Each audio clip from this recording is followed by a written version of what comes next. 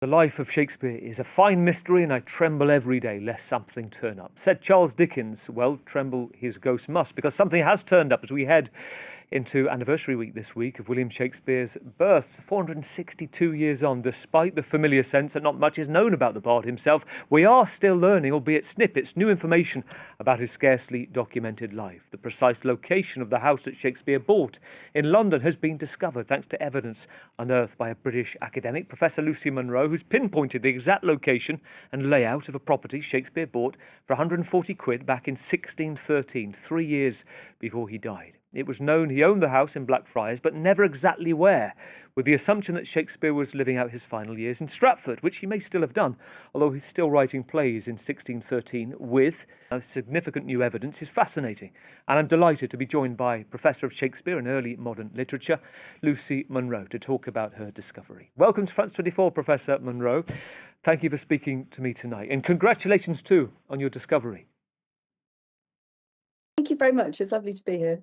Well, first of all, tell us about what this eureka moment was of discovery for you. Was it something you realised you had something special in your hands? Did you double blink? Did you stay calm? Did you fall off your chair? What were you doing? Well, I was actually looking for something different. So I'm writing a book about the Globe and Blackfriars playhouses, and I was in the London Archive, really ordering up everything that the catalogue indicated might be relevant to property holding in the Blackfriars to try and get a sense of the urban fabric, the surroundings of the playhouse. And came across this lease document that had a map attached to it, and realised quite quickly that it didn't relate to the playhouse, but that it did show the location of the gatehouse. And so I then kind of dived into a load of Shakespeare biographies to try and track whether this had been looked at before, or the connection had been made before. And then at that point got quite excited. And the document itself, just flesh it out for us, what you found. So when it was drawn up, how you knew it was Shakespeare who owned one of the properties in it. So it's from 1668, so it's quite a few decades after Shakespeare's death. And it was drawn up after the Great Fire of London.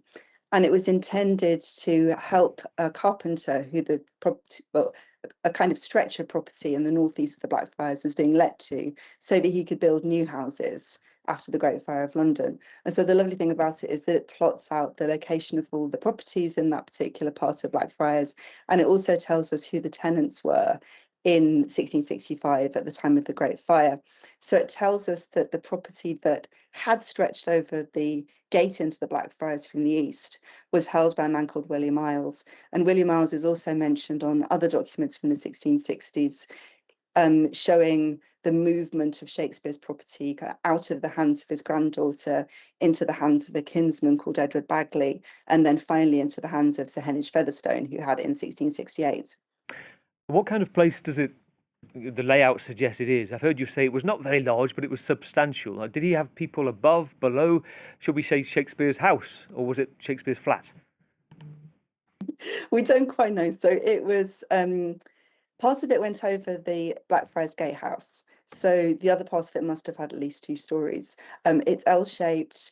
The ground plan is marked as being 45 feet by 15 feet by 13 feet. So around 630 feet, square feet, 58 square meters, but that doesn't include the bit that stretched over the gatehouse that hadn't left a footprint. So one of the interesting things about it being this kind of size is that it means that the question of whether he lived there or whether he let it out really doesn't have a binary answer anymore, because he could have let part of it out and then reserved part of it for himself as well. That's interesting. Does the layout or the location tell us anything about his status, as the Stratford properties did, or is it, as you say, this investment? And it was quite convenient, wasn't it, to the theatres, the Globe, Blackfriars, 5 minutes or so from the office, so to speak.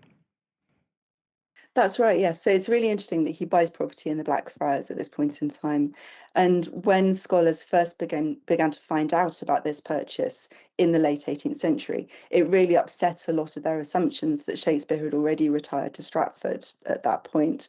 So because it's less than 5 minutes walk from the Blackfriars Playhouse, it maybe suggests that he doesn't just have a financial interest in London at this point in time, he also has a professional interest in London. And as you mentioned in your introduction, he's still writing plays in 1613 with a younger dramatist called John Fletcher. So we know that he's professionally active in that year. Now, let's talk about John Fletcher, because this is really interesting as well. I think a lot of people listening will be scratching their heads at this bit, because we can't know, as you say, if Shakespeare lived there, but we know a tenant is recorded as being there. This is John Fletcher, credited for writing Two Noble Kinsmen for It's Henry actually VIII. someone called John Robinson. Oh, it's Sorry, not John Fletcher. It's another John. Many. They love the name John in the early modern period. Every other man is called John. So we know somebody called John. Another John was there, but we don't know relationship between Shakespeare and this John, and whether we assume he was renting it to him. No, we don't. So we know that Shakespeare's renting the property to a man called John Robinson in 1616 when he makes his will. We don't know quite at what point he leased it out.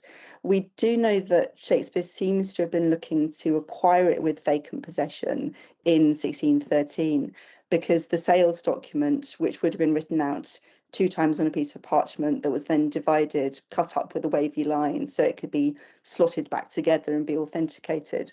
There's a clause about a sitting tenant in one copy of it, which is scored out and deleted, and then that clause doesn't appear in the other copy. So it looks as if Shakespeare wanted it vacant, but then by 1616 he's letting it out. So obviously Shakespeare didn't know in 1613 he was going to die 3 years later. So I think knowing a bit more about his property encourages us to think again about the end of his career, at what point he decides to withdraw from London. Yeah, and also to kind of London property prices, because in 1613, Shakespeare was, 48, 49. He had this property in Stratford. He'd been a lodger renting other people's houses in London. And people listening, watching this now, any capital city thinking, I hear you talk about timeless. It doesn't get easier to getting any foothold in the market. So he rented Bishopsgate, Bankside, Silver Street, as you talk about, possibly Trinity Street too. There's a letter, isn't there, from a Mrs. Shakespeare discovered recently by Professor Matthew Steggles. And he was on this programme a few months ago. So that suggested that Mrs. Shakespeare might have spent more time in London than previously thought as well. So we know Shakespeare paid, is this right, I think from your research, he paid £80 in cash. He took around, £60 mortgage for the London property. This is St Andrew's Hill. You said it's close to work, but why do you think he bought at this point? Again, I guess we're into surmising territory, aren't we? Yeah, so that document that shows that he had a mortgage was actually one of the very first documents that was discovered about the property in the late 18th and early 19th century. And it's very intriguing because it suggests that the purchase isn't entirely straightforward. There's a kind of financial maneuvering going around about it. But he goes to quite some lengths to get the financial wherewithal to make this purchase in 1613. And owning property is an important thing in this period. It's something that marks your status as that of a gentleman. We know that when Shakespeare starts buying property, he does so in Stratford-on-Avon. So in the very early 17th century, he's buying up properties like New Place, which is one of the most substantial houses in Stratford. He's the local boy who's gone away, who's kind of making his mark in his hometown. But he doesn't buy property in London until 1613. So, is this an act of further consolidation? Is it something that he wants because it's handy to the Blackfriars Playhouse? There's a whole set of kind of different motivations that he might have had, I think, in 1613. And of Shakespeare's stature, knowing that, okay, he would have been processing that, I can afford to put £80 down, but I'll keep 60 for the mortgage. It's that level of kind of minutiae of detail that brings out more mystery. Let me ask you about the blue plaque as well. Put up on St Andrew's Hill, I think in 2013, and the quote is, on the 10th of March, 1613, William Shakespeare purchased lodging in this Blackfriars Gatehouse near this site. But it says on your website, on the King's College London website, it can now be said with confidence the blue plaque on 5 St Andrew's Hill is not merely near, it is the site of Shakespeare's London house. It's actually on the spot. And I want to know what you make of this plaque turning out to be uncannily spot on. Well, we had a fairly good idea from the evidence that had come to light before this plan that it was on the corner of Ireland, what's now Ireland Yard, and St Andrew's Hill. But we didn't know precisely where. We also didn't know precisely where Ireland Yard was in the 17th century. So whether it was where the current street is, or whether the name had kind of moved around a bit, particularly after the Great Fire of London, when obviously there was a lot of new building, and in some parts of the cities, things changed a bit. And actually what seems to have happened in the Blackfriars is that there were quite established property holdings by that point. And even someone like Sir Henish Featherstone, who's acquiring lots of property, is kind of aggregating it all together. And so it looks from the map as if the route of St Andrew's Hill hasn't really changed. We can see where the current Ireland Yard coincides with the top of the much more open and much more expansive Ireland Yard of 1668. And we can now be pretty, we can be confident really that it's on the northern side, that it stretches back from St Andrew's Hill through to number 5 Bergen Street as well. So I guess 5 Bergen Street should probably have a plaque too. You've brought up two other issues. I think if I'm wondering if anybody's watching right now, probably thinking the same thing. So first of all, what's there now? A business? Does somebody live there? Are we going to see another Reverend Francis Gastrell, who's fed up with the onlookers at New Place, Stratford, demolished it? I'm assuming this is an amazing thing for the area. And also, there's a pub opposite, or very close. This is the Cockpit. Is this a tavern that was, or of another name perhaps, in the same spot 400 years ago? Tell us about that. Would this have been Shakespeare's boozer?